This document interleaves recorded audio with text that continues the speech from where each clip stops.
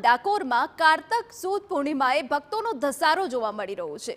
કારતક પૂર્ણિમાના અવસરે રાજા રણછોડ દ્વારકાથી પધાર્યા હતા ડાકોર।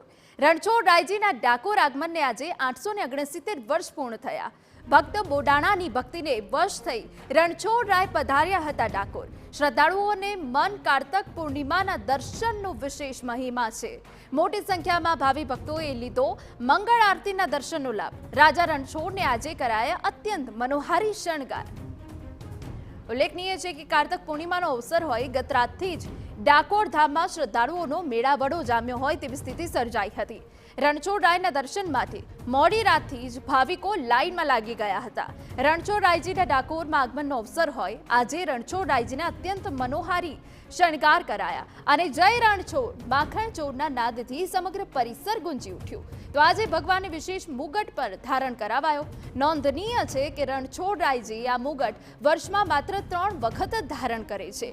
મુગટની કિંમત હાલ કરોડોમાં હોવાનું અનુમાન છે।